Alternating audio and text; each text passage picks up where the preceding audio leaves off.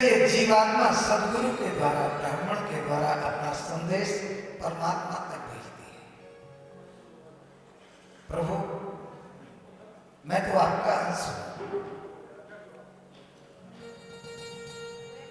और इस संसार के माया मोह विकार आदि है, ये क्या है?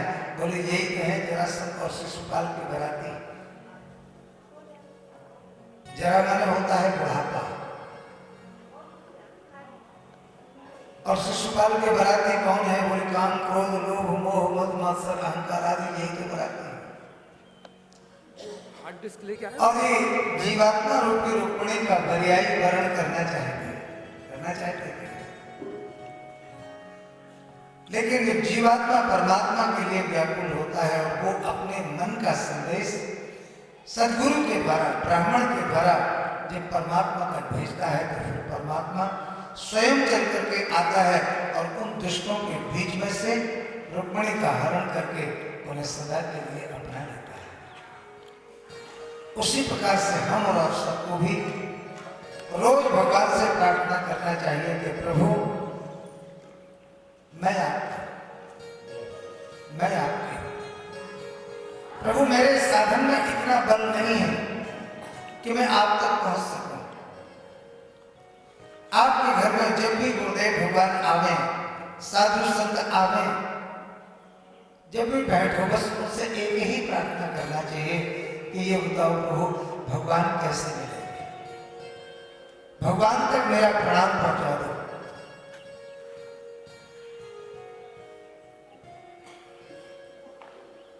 और ऐसी बात नहीं है, जब उस परमात्मा को आप रोज याद करोगे तो फिर वो परमात्मा हमारा इतना निष्ठुर नहीं है, वो भी जीवात्मा को याद करता है और उसे अपना लेता है।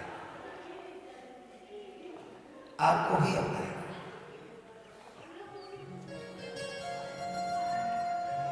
कालांतर में रुक्मिणी के द्वारा एक पुत्र का भी जन्म हुआ जिसका नाम था प्रद्युम्न। परंतु एक संबरासुर नाम का असुर था,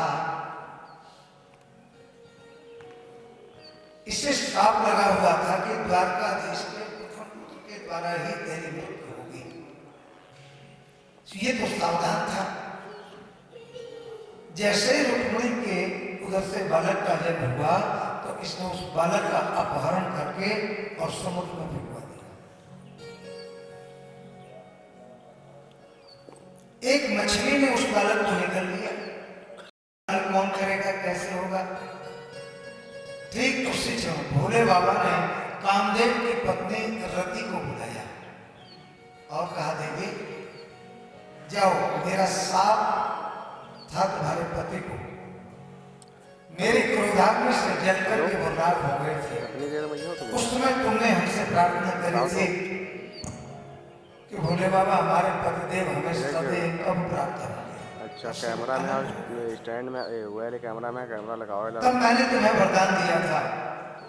हाँ हाँ, जब ये दुर्वंश कृष्ण अवतारा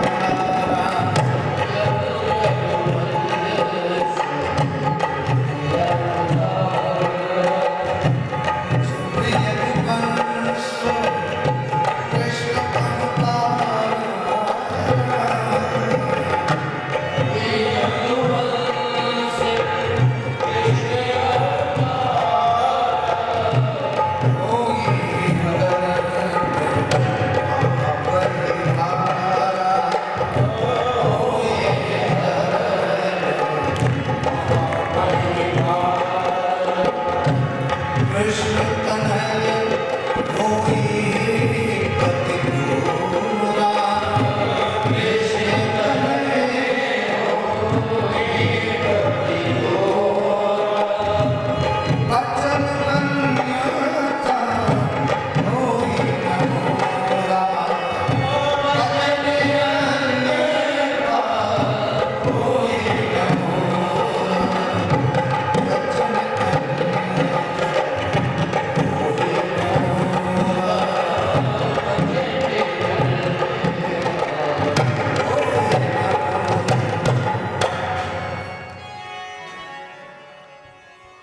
आज वो समय आ गया है, जाओ तुम्हारे पतिदेव सम्रासुर के यहाँ पहुंच गए, जाओ उनकी सेवा करो।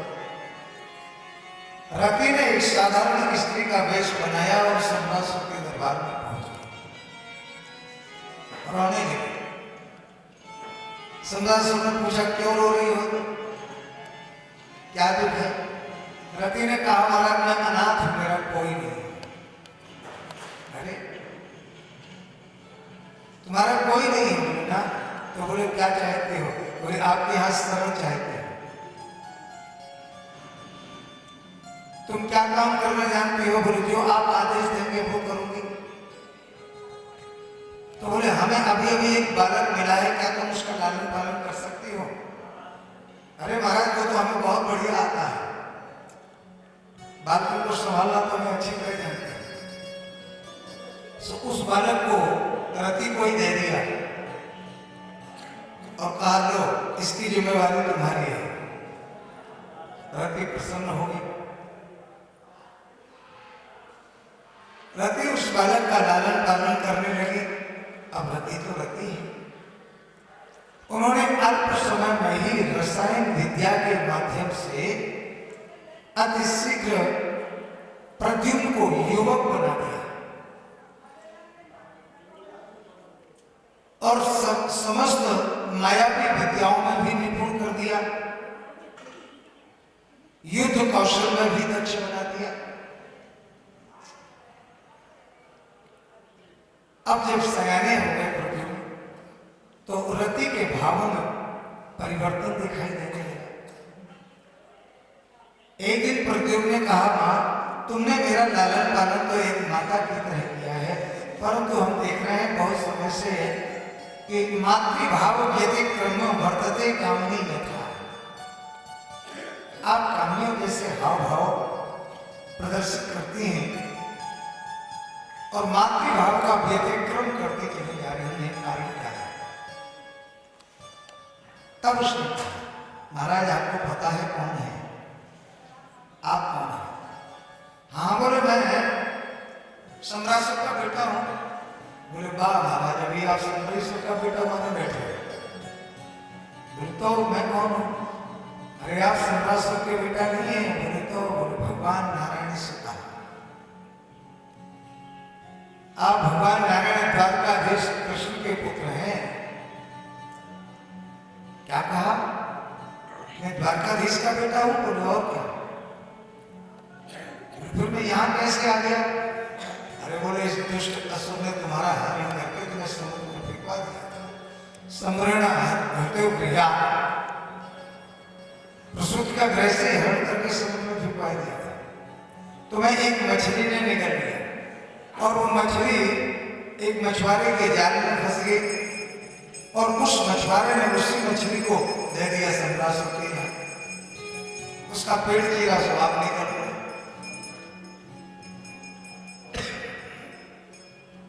अच्छा, तो तुम कौन हो? बोले हम ते अधिकृता पत्नी, मैं आपकी अधिकृत पत्नी हूं।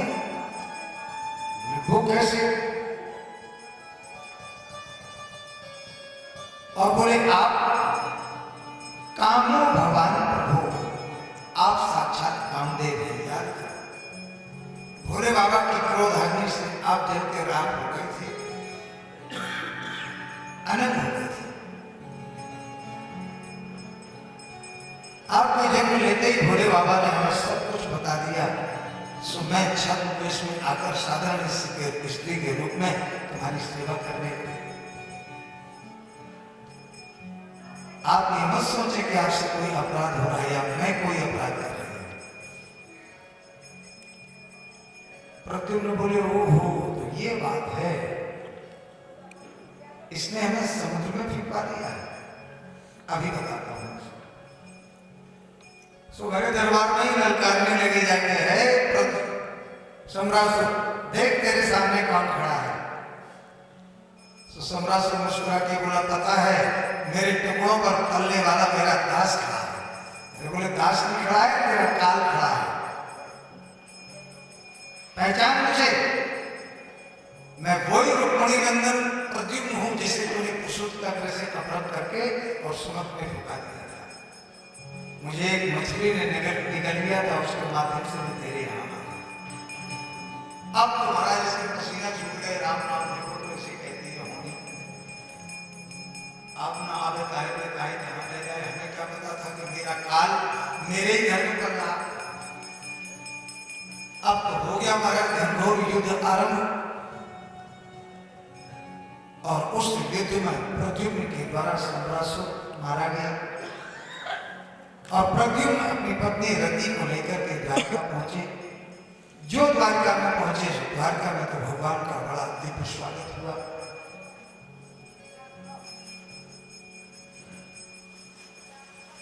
और प्रद्युम्न जैसे भवनों में प्रवेश करने लगे, जो रुक्मिणी ने देखा प्रद्युम्न को, सो मन में सोचने लगी, वो हो अगर मेरा पुत्र जीवित होगा, कहीं भी होगा, तो बिल्कुल ऐसा ही लगता हो। परंतु और जो रानियां थी, जब उन्होंने देखा, सुबह शर्माएंगे मिल जाएगी। और रुक्मिणी के भावों को पहचान गए प्रद्युम्न, लगता है यही मेरी जन्मदात्री माता है। पहचान के चरणों में गिर पड़े। अरे अरे बेटा, तुम कौन हो? बोले मां पहचानो, मैं प्रसूति का घर से जिसे अपहरण कर लिया गया था, मैं वही आपका बेटा प्रद्युम्न हूं, और ये आपकी पुत्रवधू है, इसका नाम है रति।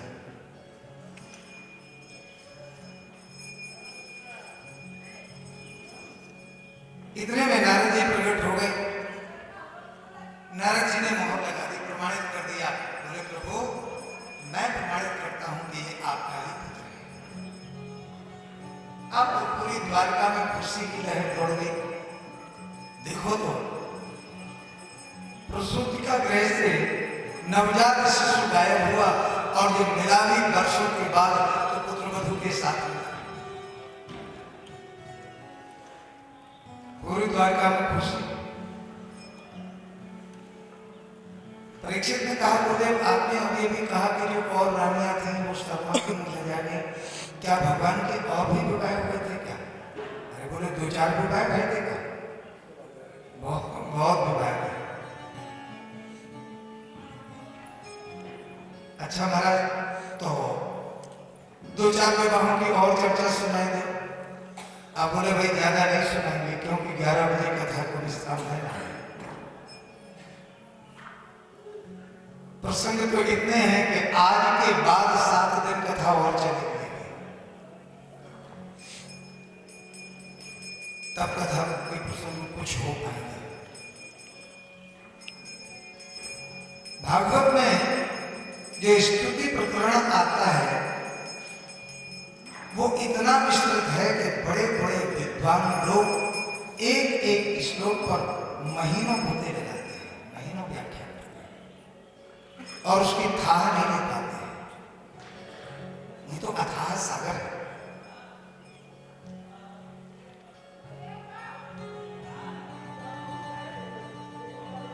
आइए एक विवाह के बारे में थोड़ा विस्तार से आपको और बताते हैं।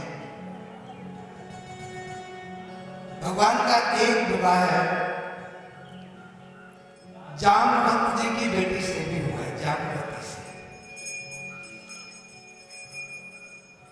महाराज हमने सुना है जामवंत जी को रीछ थे। हम बोले सब थे, तो बोले भगवान ने रीछ जी से विवाह क्यों किया और कैसे किया? बोले भैया बात ऐसी है कि भगवान को चोरी का कलंक लगाता है, झूठा। देखो भैया, जो भाद्रपद शुक्ल चतुर्थी का चंद्रमा देख लेते हैं, उन्हें झूठा कलंक लगता है, और जो इस मणि चोरी के प्रसंग को सुन लेते हैं, उनका वो कलंक मिट जाता है। इसलिए इस प्रसंग को सुनना आवश्यक है।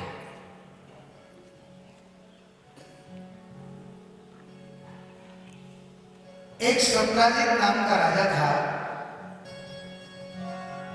आसीत सत्राजितः सूर्यो भक्तस्य परमः सखा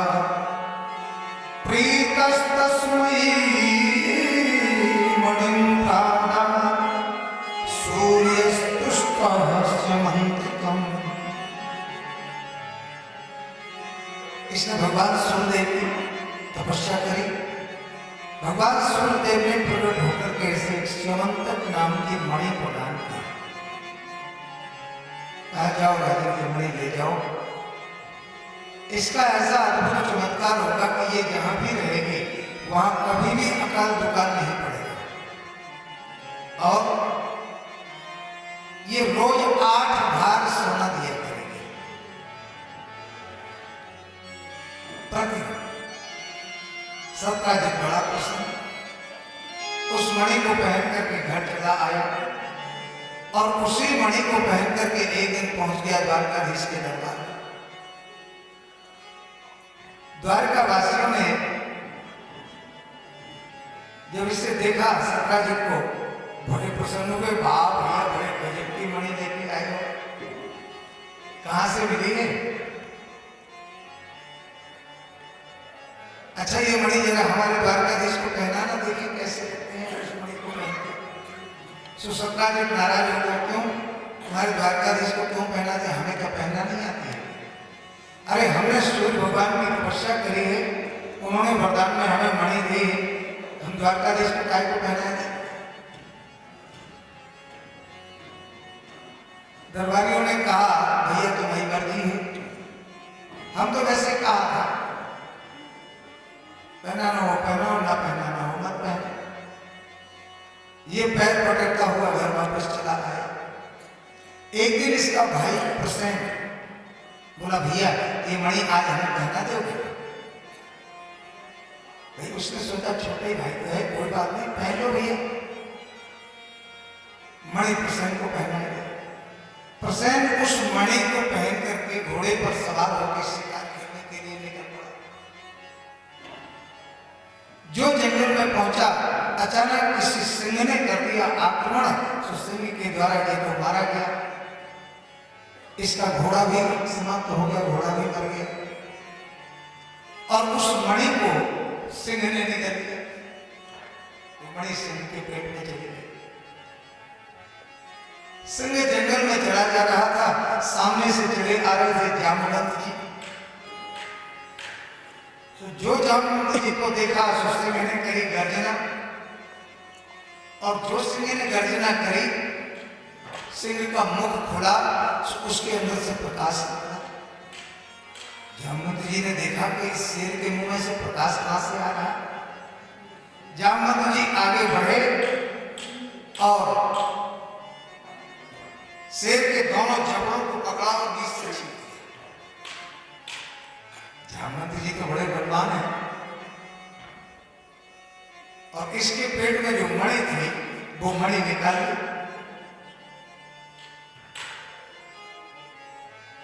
उस मणि को लेकर के जामवंत जी अपनी कुटिया में आए, गुफा में, और उस गुफा में अपनी बेटी जामवती को वो मणि प्रदान कर दी।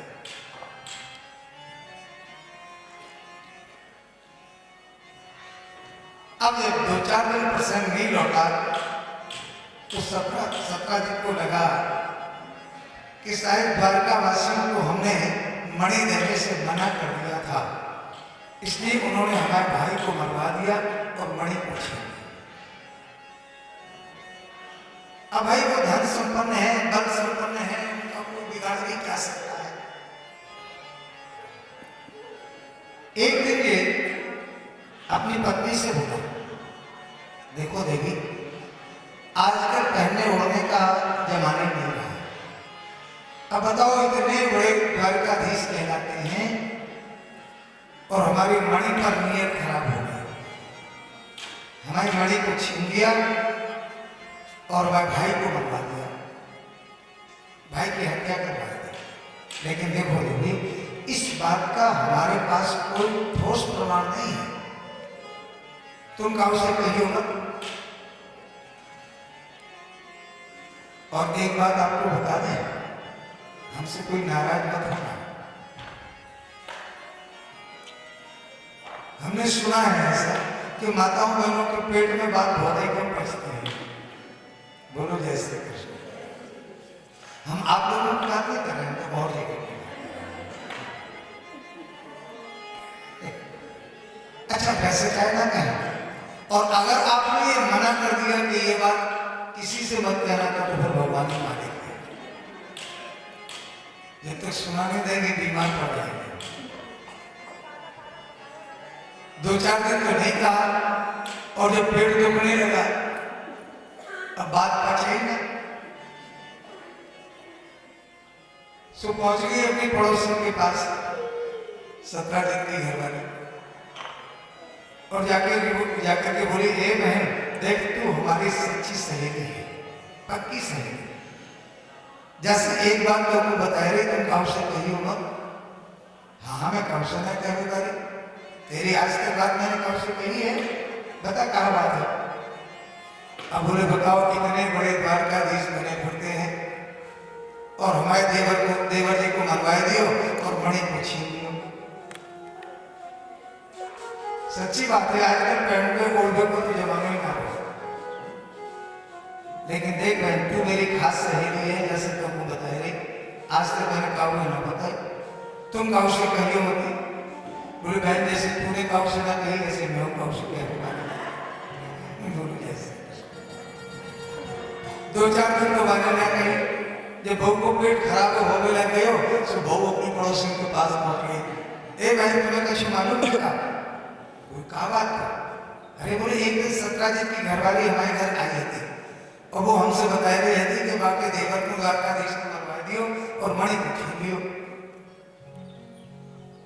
लेकिन देख बहन जा बात को मैंने काऊ ने ना बताई, तुम काऊ से कही हो मत। बोले बहन जैसे तूने काऊ से ना कही ऐसे मैं काऊ से कह रहा।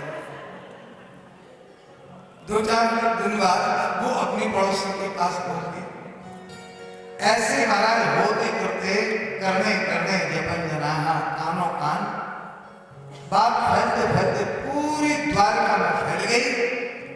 यहां तक कि एक दिन तो भगवान के कानों तक ये बात आई। भगवान ने कहा तो ये अच्छा अब हम किस काम में पकड़े? ये तो हमें ठाड़े बैठे चोरी का कलंक लग गया। अब जब तक मणि मिलेगी नहीं तब तक कलंक मिटने वाला है नहीं। भगवान ने अपने सैनिकों को सावधान कर दिया, ए भैया अगर मणि के बारे में कहीं से कोई भी संकेत मिले सूत्र मिले तो मुझे बताना, ठीक है? भगवान का गुप्त विभाग चारों ओर फैल गया। एक दिन एक सेवक दौड़ा आया, बोले प्रभु मैंने 17 के भाई प्रसेन के घोड़े को जंगल में मारा हुआ। क्या कहा? प्रसेन का घोड़ा मरा मिला? बोले हाँ। चलो बताओ कहाँ है? पहुंच गए द्वारकाधीश। सचमुच घोड़ा मरा पड़ा था। भगवान और इधर उधर घूमे जंगल में, तो आगे एक शेर भी मरा मिल गया। अरे शेर को किसने मार दिया? चारों तरफ देखा तो रीछ के पैर बने थे। भगवान ने सोचा रीछ की इतनी हिम्मत थोड़ी है कि शेर को मार देगा। लेकिन ये चरुथी ने तो शेर ही किया। उन्हीं पग चिन्हों को देख करके भगवान पहुंच गए जामवंती जी की गुफा तक। भगवान को लगा शायद हो सकता है यहाँ पर सुख मिलना चाहिए। भगवान गुफा में प्रवेश कर गए और जो गुफा में प्रवेश किया क्या देखा कि जामवती उस मणि को उछाल खेल रही थी। भगवान समझ गए मणि तो मिल गई, मणि तो मिली।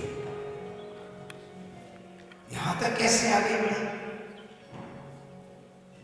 और जामवती ने एक अजनबी पुरुष को अचानक इस प्रकार अपनी गुफा में घुसते हुए देखा तो डर के मारे चीख निकल गई। देखो पिताजी ये कौन घुसा चला आ रहा? जामवती जी को गुस्सा आ गया, किसकी हिम्मत है जो मेरी बिना आ गया कि मेरी गुफा में घुसा चला आया। कुपित हो गए और दौड़ लगाई थी जामवती जी ने और आकर के एक मुक्का मारा भगवान द्वारकाधीश की छाती में। और जब जामवती जी ने एक मुक्का भगवान की छाती में मारा तो क्या भगवान चुपचाप खड़े रहेंगे? बदले में 2 मुक्का भगवान ने भी जड़ दिए जामवंत जी ने। जो 2 मुक्का जामवंत जी में जड़े, जामवंत जी को फिर भी कोई फर्क नहीं पड़ा। भगवान सोचने लगे आखिर ये है कौन सी मां जी, किसकी हिम्मत है जो मेरे मुक्के को बर्दाश्त कर जाए। फिर तो महाराज हो गई मुक्काबाजी चालू, और 2-4 घंटे नहीं, पूरे 27 दिन तक युद्ध चला जामवंत जी ने भगवान से। अब जरा विचार करो कितने बलवान होंगे जामवंत जी। 27 दिन तक। देखो भैया, एक विमान को पृथ्वी का चक्कर लगाने में 27 दिन 7 घंटे 43 मिनट लगता है। पूरी पृथ्वी का चक्कर कितना समय लगता है? 27 दिन 7 घंटे 43 मिनट और 11 सेकंड। इतने में विमान पूरी धरती की एक परिक्रमा कर लेता है। और जिस समय वामन भगवान इस धरती पर आए, वामन भगवान ने अपना विराट रूप बनाया, संपूर्ण धरती को नाम लिया, और जामवंत जी ने जो देखा भगवान को सो प्रणाम किया, और इतनी द्रुत गति से भागे कि उभय घड़े मात्र 2 घड़ी। 2 घड़ी जानते कितने की होती है? 48 मिनट की। 48 मिनट में ही संपूर्ण पृथ्वी की 7 परीक्षाएं कर ली थी, दौड़ के 7 परीक्षाएं। जरा विचार करो किस गति से भागे होंगे जामवंत जी। ऐसे अद्भुत बलवान है। परंतु 27वें दिन तो भगवान ने ऐसे रगड़े लगाए कि नस नस ढीली कर दी, चरण पकड़ लिए। प्रभु मैं पहचान गया, क्षमा करो, क्षमा करो। अच्छा क्या पहचान गए? बोले मैं जान गया मेरे प्रभु राम जी का अवतार हो गया, आप ही मेरे राम जी।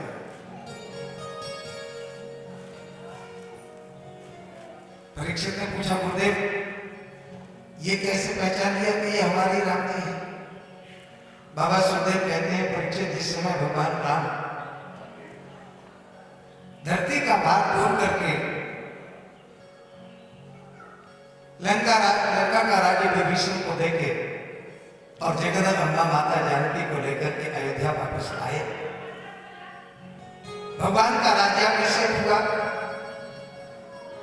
राज्याभिषेक के बाद भगवान ने कहा मांगो भाई किसे क्या चाहिए, जिसे जो चाहिए वो मिलेगा। जिसने जो मांगा भगवान ने दिया। अब जो जामवंत जी का नंबर आया, कहा श्रीमान जी आप दानव में सर्वश्रेष्ठ हैं, बुजुर्ग हैं, मांगो आपको क्या चाहिए। जामवंत जी बोले प्रभु हम जो मांगेंगे सो मिलेगा। अरे बोले कैसी बातें कर रहे हैं, हमसे मांगने में संकोच कर रहे हो, तुम्हारे मन में संदेह कैसे उत्पन्न हो गया? मैं वचन देता हूं कि तुम जो मांगोगे वही मिलेगा, मांग लो। जामवंत जी बोले प्रभु एक और वचन दे दो। बोले क्या? बोले हम जो याचना करने जा रहे हैं आप उससे नाराज तो नहीं होंगे। फिर कैसी बात कर रहे हो, तुम हमारे कितने प्रिय हो, हम नाराज कैसे होंगे, मांगो। तो बोले प्रभु बात ऐसी है कि लंका में इतने दिन युद्ध हुआ राक्षसों से, लेकिन हमारी बराबरी का कोई योद्धा नहीं, मेरी बराबरी का कोई राक्षस था ही नहीं। और बिल्कुल सच्ची बात है, अगर रावण जामवंत जी के सामने आ जाता तो एक एक मुक्के में रावण की छुट्टी कर देते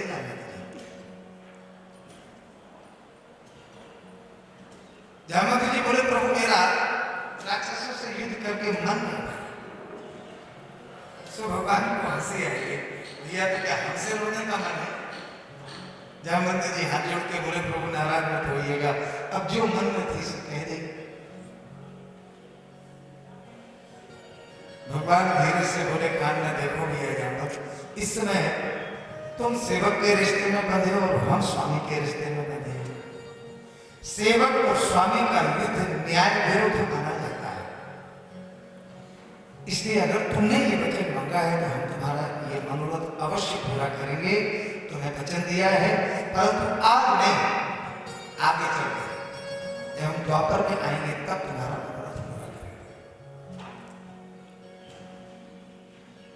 और देखिए जामवंत जी की आयु भी बहुत लंबी है, कई बार 4 युग बीत गए, जामवंत जी कहीं नहीं गए, मरे थोड़ी।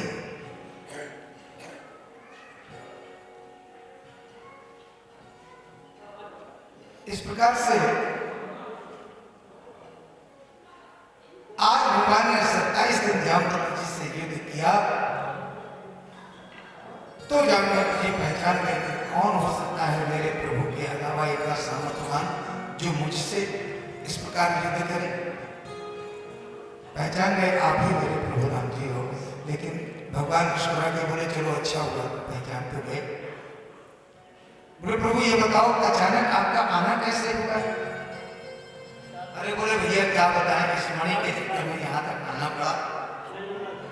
इस मणि की चोरी का कलंक हमारे माथे पर लगा है, सब ये कह रहे हैं कि ये मणि द्वारकाधीश ने चोरी है, इसलिए भैया ये मणि हमें दे दो, जिसकी मणि है हम उसे सौंप दें, ये कलंक अपना मिटाए।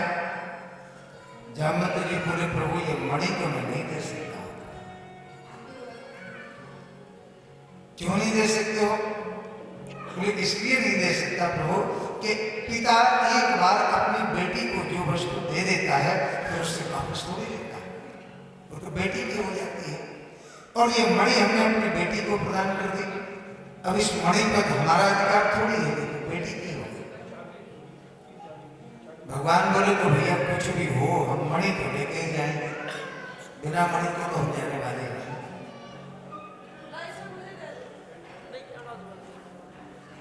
जैसे मिलेंगे तैसे लेके जाएंगे। सो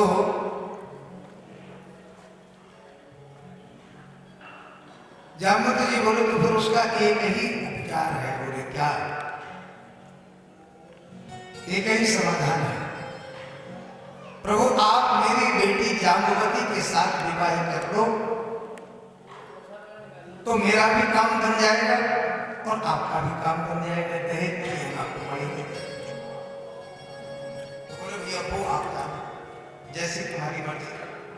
जाम्बवती जी प्रसन्न हो गए, अपनी बेटी जाम्बवती का हाथ द्वारकाधीश के हाथ में सौंप दिया और मणि दहेज में दे दी। भगवान जाम्बवती को और मणि को लेकर के द्वारिका लौटने लगे। अब मन में सोच रहे हैं बार जब हमें द्वारकावासी हमें देखेंगे तो मेरा मजाक नहीं उड़ाएंगे।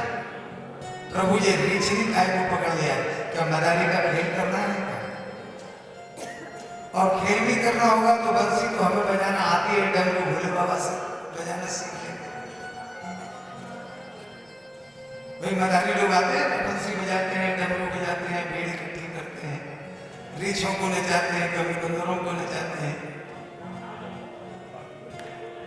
अब मदारी करने में क्या कसर है?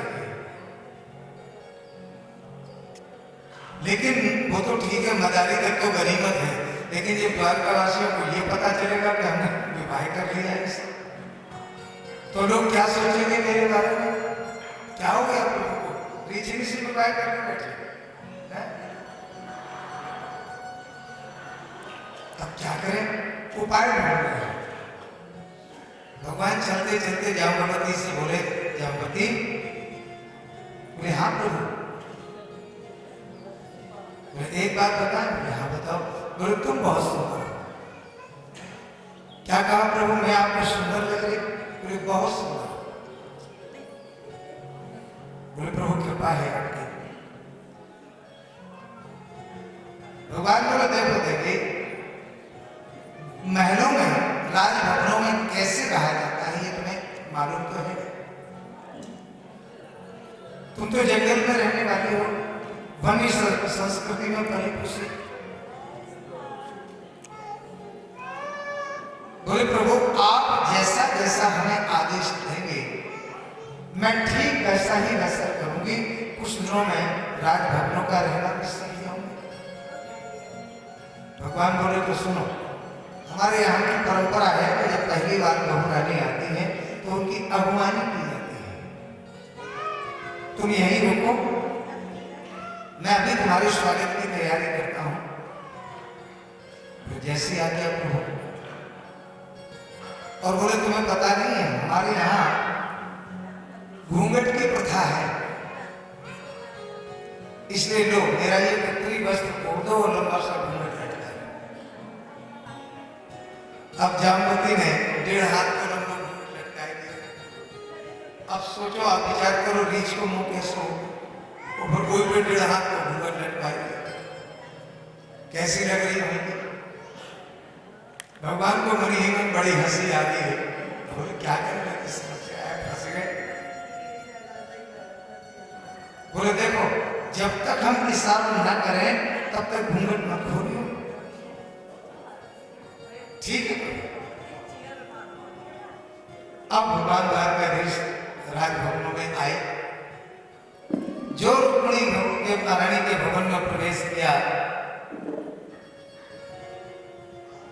रुक्मिणी सामने से जब चली आई, प्रभु को प्रणाम किया। भगवान बोले रुक्मिणी, बोले हाँ प्रभु। बोले मणि तो मिल गई। क्या कहा? मणि मिल गई? बोले ये रह गई। वाह, चलो ये अच्छा हुआ। अब ये मणि सत्यजित को दो और इसको छुटकारा पाओ, पुण्य छुटाओ। बोले वो तो ठीक है, मणि तो दे ही देंगे, लेकिन मालूम है तुम्हारे लिए हम एक गिफ्ट लेके आए हैं, बहुत बढ़िया, बहुत गजब की चीज ले आए। अच्छा, ऐसा क्या लिया? अब बोले मत पूछो, अब कहे मैं तो सब पूछ लेंगे। बहुत बढ़िया चीज ले आए, तुम खुश हो जाओगे देख। अरे बोले तो बताओगे भी ऐसे पहलियां बुझाते रहो। भगवान बोले हम तुम्हारे लिए एक और बहन लेके आए हैं। अच्छा, तो क्या दूसरा विवाह कर लिया? भगवान बोले हाँ। अब रुक्मिणी चिंता में पड़ गई। एक बात बताओ, आदमी दूसरा विवाह कब करता है?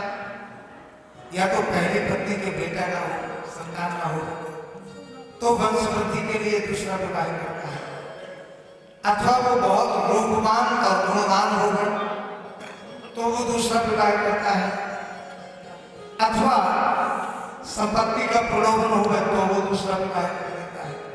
करता है क्या? लेकिन रुक्मिणी सोच रही है मैं साक्षात लक्ष्मी हूं, मेरे रूप और गुणों में भी कोई कमी नहीं है, और मेरा एक सुंदर पुत्र भी है, पुत्र वधु भी है। जब एक संतान के बाप बन गए तब इन्होंने दूसरा विवाह किया। बात क्या है? रुक्मिणी ने पूछ दिया प्रभु तो कैसी है वो? भगवान बोले पूछो कैसे? क्यों? वे बहुत ही सुंदर हैं, इतनी सुंदर हैं कि हम क्या बताएं। रुक्मिणी ने पूछा तो क्या हमसे भी ज्यादा सुंदर है? भगवान बोले तुम तो कहीं नहीं लगती। अच्छा, और मालूम रुक्मिणी इतनी ज्यादा पढ़ी लिखी है, इतनी योग्य है, मायावी विद्याओं में तो इतनी निपुण है कि हमारे पास शब्द ही नहीं है, कैसे बताओ? अच्छा, कैसी कैसी माया जानती है? अरे बोले वो तो बहुत प्रकट माया जानती है, कई प्रकार की माया जानती है। माया के द्वारा जब जैसे चाहे वैसे रूप बनाए ले, कौ हाथी को रूप बनाए ले, कौ शेर को रूप बनाए ले, कौ कुत्ता बिल्ली को रूप बनाए ले, कौ रीछ वाली को रूप बनाए ले, चाहे जिसको रूप बना ले, फिर स्त्री बन जाए। अब रुक्मिणी के मन में उत्कंठा बढ़ाई देगा, तो प्रभु जल्दी चलो हमें मिलवाओ, उन्हें लेके आओ। अब रुक्मिणी बेचारी भोली भाली उन्हें क्या खबर, किसको लेके आए हैं श्रीनाथ जी? बढ़िया आरती की थाली सजाई और चल रही रुक्मिणी। अब देखो रुक्मिणी आगे आगे है और द्वारकाधीश पीछे पीछे। अब रुक्मिणी को यह पता तो नहीं है कितनी दूर और चलना है। उधर जामवती टीले पे चढ़ के करके देख रही है बार बार द्वारका की तरफ, प्रभु अभी तक नहीं आए। अचानक सामने से आते हुए प्रभु को देखा और रुक्मिणी को देखा, सब प्रसन्न हो गए, आ गए आ गए।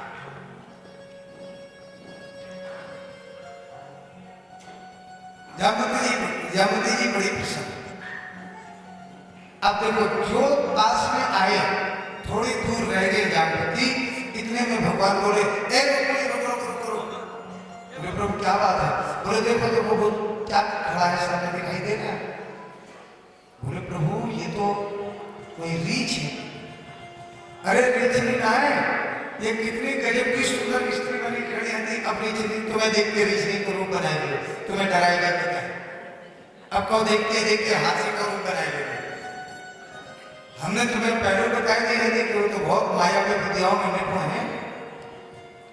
ओहो, तो यही है हमारी बहन जी? हाँ बोले यही है तुम्हारी। प्रभु आपने बिल्कुल सच्ची कही थी। बोले हम तो सच्ची ही कहते हैं, झूठी बोले जैसे। अब भगवान आगे हो गए, रुक्मिणी पीछे, और भगवान ने इशारे में बता दिया कि नहीं जोर से पकड़ियो घूंघट, जब तक हम ना कहें तब तक मत खोलियो। जामवती ने दोनों हाथों से घूंघट पकड़ ली। अब रुक्मिणी बार बार घूंघट उठाने को प्रयास कर रहे, लेकिन जामवती है कि घूंघट छोड़े ना। बार बार भगवान को देखेंगे, भगवान को इशारा हो गए तब हम घूंघट छोड़े। भगवान रुक्मिणी के कान में धीरे से बोले, हे रुक्मिणी देखो, तुम हो बड़ी रानी, तुम्हारा अधिकार सबसे बड़ा है। और देखो तुम तो जानती हो कि जो ज्यादा गुणवान होते हैं, ज्यादा रूपवान होते हैं, ज्यादा धनवान होते हैं, ज्यादा बलवान होते हैं, उन्हें अपने रूप गुण बल का अभिमान भी तो होता है, नहीं होता है? अब ये ज्यादा गुणवान है, इसलिए इन्हें अपने गुणों का और अपने रूप का अभिमान है। और देखो हम तुम्हारा अभिमान सहन नहीं कर सकते हैं। अगर इन्हें ज्यादा घमंड हो तो तुम इन्हें श्राप क्यों नहीं दे देती हो?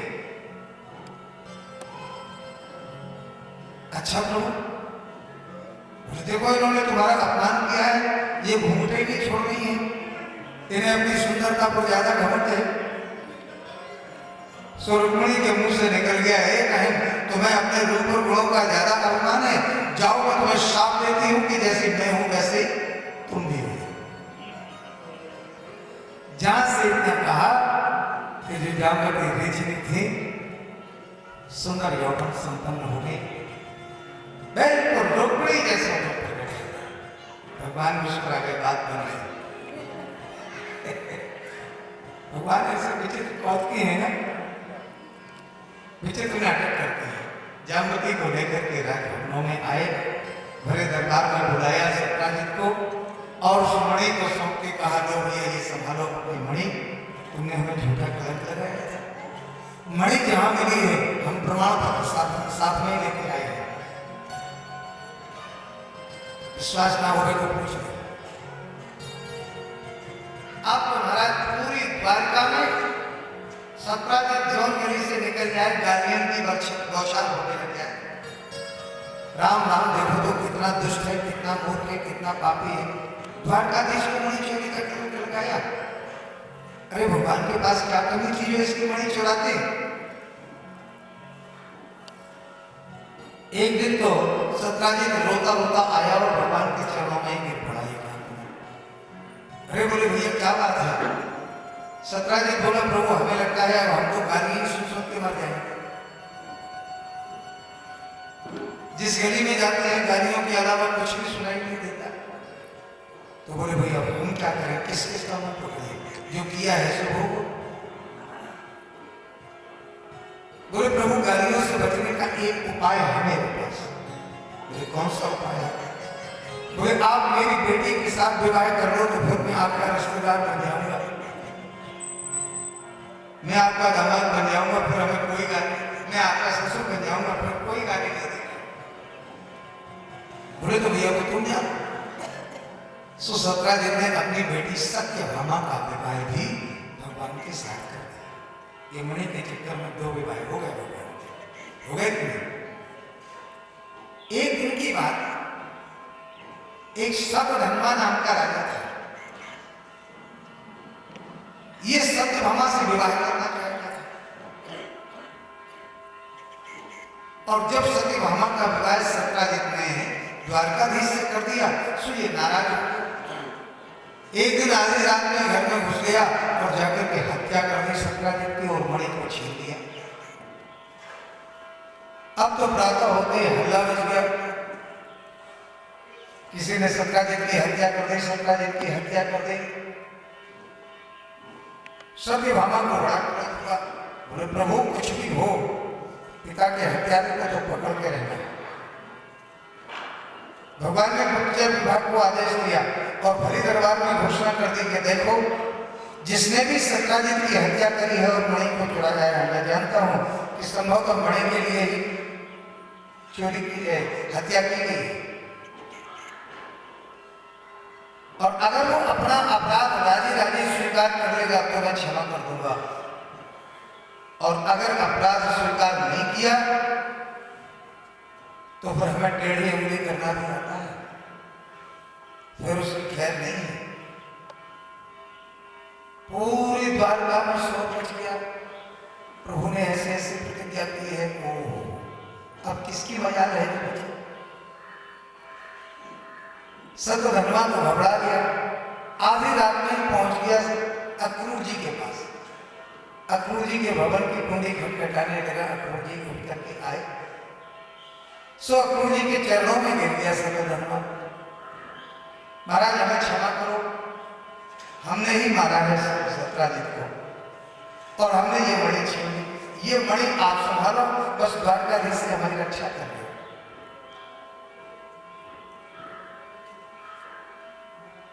क्या कहा? मणि तुमने छीन ली, तुमने मारा है सत्राजित को? बोले हाँ महाराज, मैं अपराध स्वीकार करता हूँ, लेकिन मेरी इतनी हिम्मत नहीं है कि मैं द्वारकाधीश के सामने जाऊं।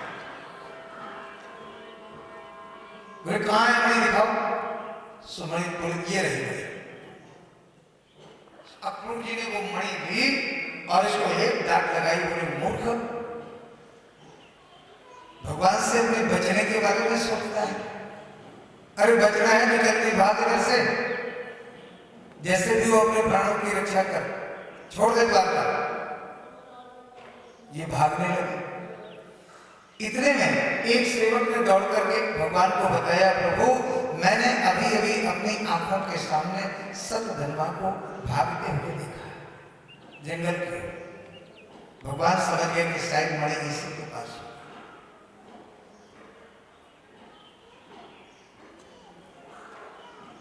भगवान रथ पर आरूढ़ हुए, बलराम जी को भी बिठाला और भगवान ने किया सत्यधन्वा का पीछा। भागते भागते भागते भागते महाराज मैथिल प्रदेश तक गए। जब इसका घोड़ा हाथ थक के चकनाचूर हो गया, तो घोड़ा नीचे गिर गया जमीन पर, घोड़ा तो मर गया। ये पैदल ही भागने लगा। सो भगवान भी रथ से कूद पड़े और दौड़ करके गए और पीछे से एक मुक्का जड़ दिया। सो एक मुक्का में छूटी हो गई। इसके पूरे शरीर में ढूंढ मारा, मणि कहीं नहीं मिली। ये भगवान जब मणि इसके पास नहीं थी तो ये भाग क्यों रहा था?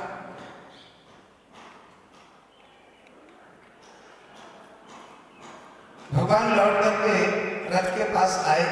बोले दाऊ भैया, बेचारा बिना मतलब का मारा गया, मणि तो इसके पास थी ही नहीं। बलराम जी के मन में संदेह हो गया कि नहीं, हमसे मणि छिपा है। अगर मणि नहीं होती इसके पास तो ये भागता क्यों? हमें लगता है ये अपनी किसी प्रेयसी को ये मणि प्रदान करना चाहता है और हमसे झूठ बोल रहा है। देखो भैया, ये संपत्ति ऐसी बुरी चीज होती है कि कृष्ण राम जैसे भाइयों में भी संदेह पैदा कर देती है, संदेह की दीवार खड़ी कर देती है। बलराम जी बोले कन्हैया, अब मिथिला तक तो आई गए भैया, मेरा मन है कि हम महाराज जनक के पास हुए, थोड़ा सत्संग करें, कुछ दिनों आध्यात्म के सत्संग करें, उनसे कुछ ज्ञान का उपदेश ग्रहण करें। तुम जाओ, हम बाद में आ जाएंगे। भगवान भगवान समझ गए दाऊ दादा मन ही मन नाराज है लेकिन कह नहीं रहे, लेकिन अब करें क्या, कलम तो सब कलम। फिर वापिस लौट आए। एक दिन अक्रूर जी बोले प्रभु हमारी इच्छा है कि हम तीर्थ यात्रा ना करें। भगवान बोले चाचा जी तीर्थ यात्रा तो करना ही चाहिए, अच्छी बात है। अब अक्रूर जी मन में सोच रहे हैं अगर हम यहीं बने रहे तो आज नहीं तो कल पकड़े जरूर जाएंगे, क्योंकि ये 8 बार सोना रोज देते हैं। अब इतना सोना हम कहाँ ले जाएंगे। सो तीर्थ का बहाना लेकर के अक्रूर जी तो 9-11 हो गए। तमाम तीर्थों में भ्रमण करते हुए पहुंच गए काशी में। वहां एक बढ़िया भवन बना करके रहने लगे।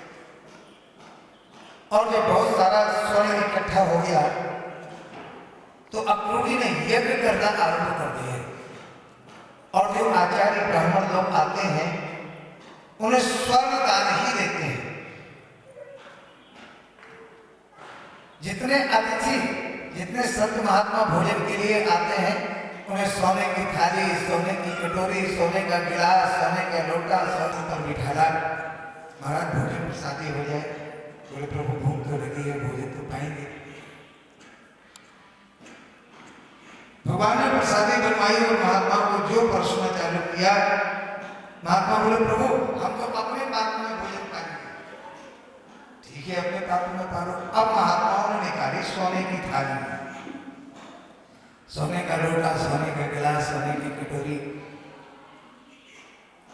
सबने अपने अपने सामने रख ली। भगवान ने देखा सो आंखें फटी रही, महात्माओं के पास कितना सोना कहां से आया।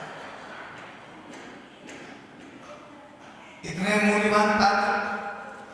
उस समय तो भगवान कुछ नहीं बोले, महात्माओं को भोजन पकाया और भोजन पाकर के महात्माओं ने अपने अपने पात्रों को धोया और रख लिया अपने झोली में। भगवान ने खूब द्रव्य देकर के संतुष्ट किया और फिर हाथ जोड़ करके बोले महात्माओं एक बात पूछो। बोले ये बताओ तुम्हें ये सोने के पात्र कहाँ मिले। अरे बोले प्रभु आपको नहीं मालूम, काशी में हम जाने कहां से एक राजा आया, बड़ा दिव्य भवन है महाराज का, बहुत धर्मात्मा है, ऐसा दानी राजा हमने नहीं देखा। उनके यज्ञ बंदे ही नहीं होते हैं। वो पता है यज्ञों में सोने के पात्रों का ही प्रयोग होता है। अतिथियों को सोने के पात्र में ही भोजन कराते हैं।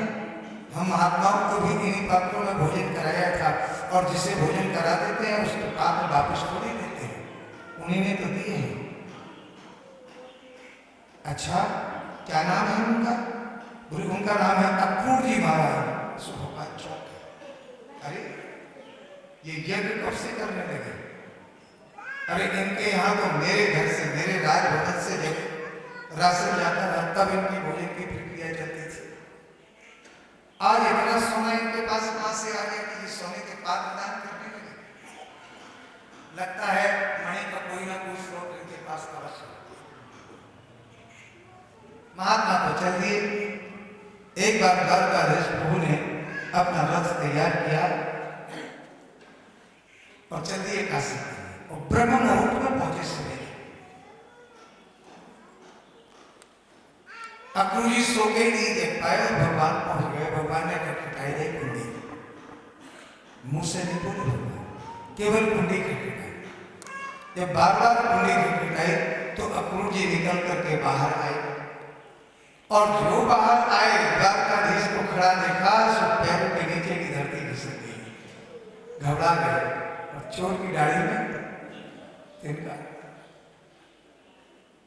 कांप गए अक्रूर जी, हाथ जोड़ के बोले प्रभु आप? बोले क्यों हम नहीं आ सकते हैं क्या तुम्हारे पास? अरे नहीं नहीं प्रभु कैसे बातें करते हो, क्यों नहीं आ सकते? आपका ही तो सब कुछ है। हाँ बोले वो तो मैं जानता हूँ कि मेरा ही सब कुछ है। और कैसे हो? बोले प्रभु ये बताओ आप अचानक चले आए, हमें खबर कर दिए होते तो हम आपको बुलवा लिए होते, कुछ सेवकों को भेज देते आपको लेने के लिए, आप अकेले ही चले आए। बोले ये सब बाद में बातें करना, पहले अंदर नहीं बुलाओगे तो बिठा लोगे नहीं। अरे प्रभु हमसे बोलो भाई आओ आओ, बढ़िया आसन पर बिठाला। अब बताओ तो कैसे आना है? अब बोले चाचा जी क्या बताएं, आप तो यहाँ यज्ञों का आनंद ले रहे हो, जैन की बंसी बजा रहे और हम बंसी बजाना भूले जा रहे हैं, क्या मतलब? बोले मतलब ये है कि मणि ऐसी पीछे पड़ी है हमारे हाथों के कि बार बार हमें करंट लग जाता है इसका। अब बताओ किसी ने सत्राजित को मार दिया और फिर मणि को छीन लिया, चुरा लिया, और फिर कोई करंट हमारे माथे पर लगा। आपको मणि भुगवाने में सहयोग करूंगा। हाँ बोले अब तुम्हारे सहयोग की कोई आवश्यकता नहीं, अब मणि तो मिल ही जाएगी।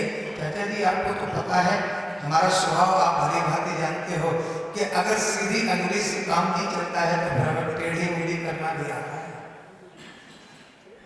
जहां से इतना कहा सब टूट गए, प्रभु जी समझ गए कि इन्हें सब पता चल गया। ऐसे चरणों में प्रभु क्षमा करना, मणि मेरे पास।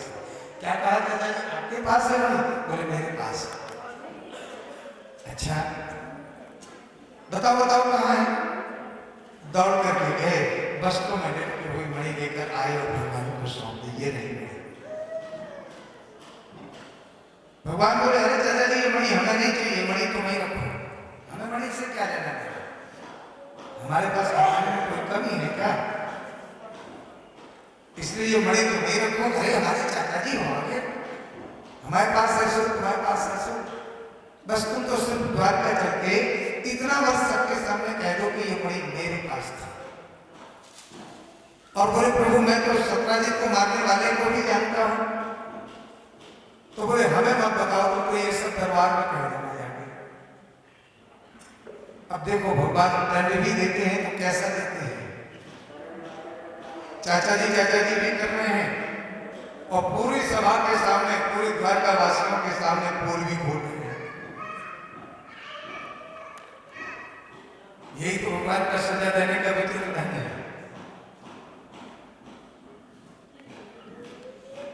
भगवान ने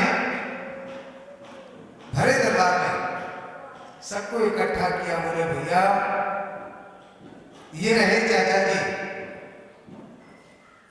और इनसे पूछो कि मणि के बारे में क्या हुआ, सत्राजित के बारे में क्या हुआ। तब अक्रूर जी ने पूरी सच्चाई बता दी कि सतधन्वा ने सत्राजित को मार करके मणि छीन ली थी और मणि हमें दे दी थी। लेकिन क्या बताओ द्वारकाधीश मेरे पुत्र के समान है, हमें चाचा जी कहते हैं। और ये संपत्ति इतनी बुरी चीज होती है कि अच्छे अच्छे लोगों की मति को भ्रमित कर देती है। देखो हमें इस संपत्ति ने भगवान से दूर कर दिया। हमें मालूम है कि द्वारकाधीश साक्षात नारायण है, लेकिन संपत्ति के लोभ ने हमें भक्ति से अलग कर दिया, परमात्मा से अलग कर दिया। तो मेरे भक्तों धन आवे बड़ी अच्छी बात है, कौन नहीं चाहता है धन, लेकिन धन के साथ परमात्मा से ये प्रार्थना